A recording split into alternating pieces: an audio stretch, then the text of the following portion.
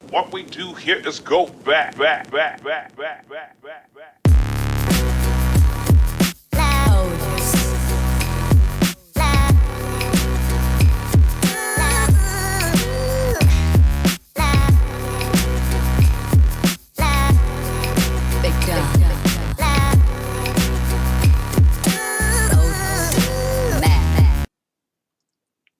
Hey guys, and welcome back. Quincy Jones did an interview last week that has a lot of people feathers ruffled about the tea that he dropped on many entertainers. One as of which talking about Richard Pryor saying that he had a sexual romantic relationship with Marlon Brando, which his daughter Rain was very upset about that and denied it. And also stating that Marlon Brando had slept with Marvin Gaye, in which his Marvin's sister was very upset, very livid about this information. And everyone is like wondering, who gave him um, the right to talk about people who can't defend themselves. But one person in particular he also talked about, but no one has come forth. None of his family members have, that I know of, has come forth to call Quincy out, and that was Michael Jackson. Now, in both matters, Quincy Jones co-produced Michael Jackson's best-selling album.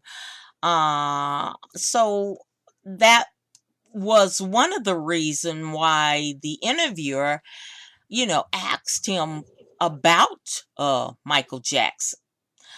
Um, and this is what he had to say about Michael. He said, I hate to get into this publicly, but Michael stole a lot of stuff. He stole a lot of songs.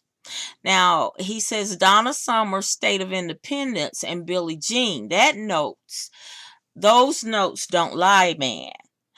He said that he was he said he was very greedy. Don't Stop Till You Get Enough was one of Michael's uh, popular songs. He said that that was Greg's Feeling Gaines wrote the C section of that. He told us that, he told Michael that he should have gave him 10%, but he wouldn't. Um, he also talked about Michael's plastic surgery and said that he would often talk to Michael about the plastic surgery, in which Michael would tell him it was because of some disease he had, which he stated that was bullshit. Now, um, they went on to ask him about the problems Michael endured wrapped up in fame.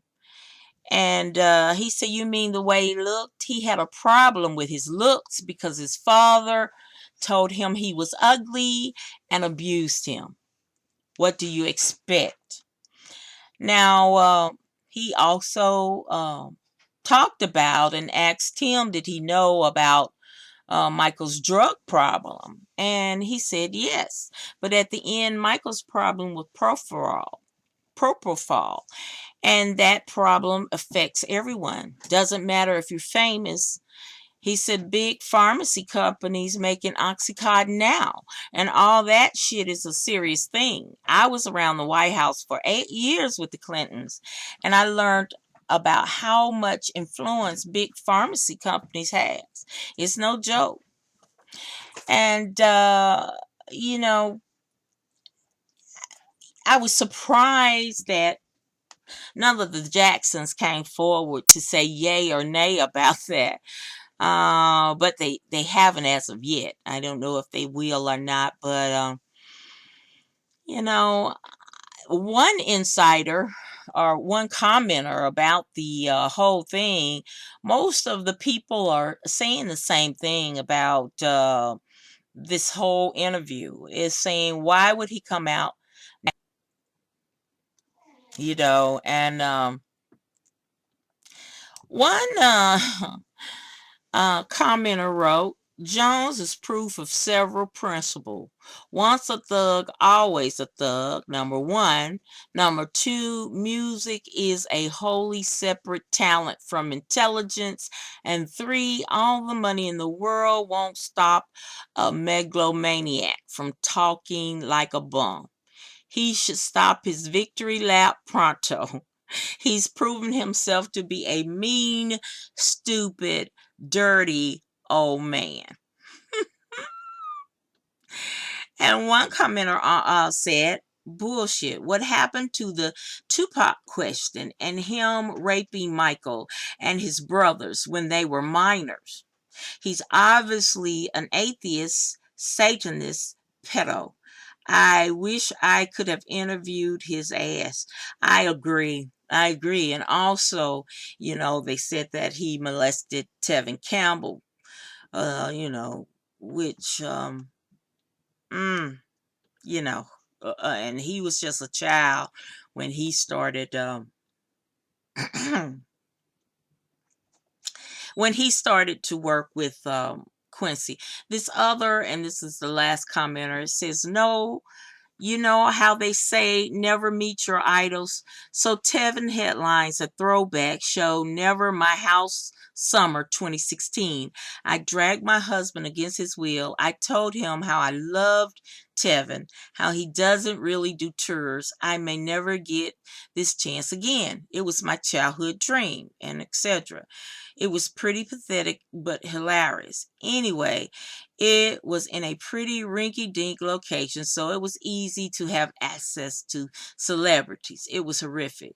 He messed up every song. Shh. Always in my heart. Can we talk? Just every song. I was so sad.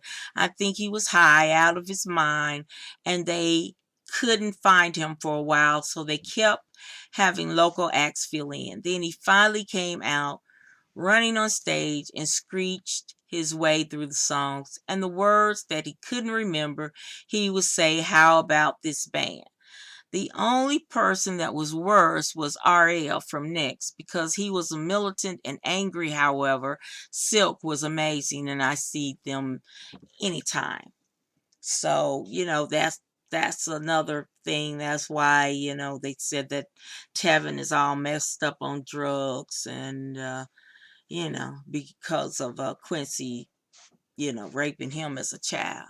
So I'm like that other commenter. I wish that I would have been the interviewer. I would throw those questions at him while he's trying to throw shade on everyone else.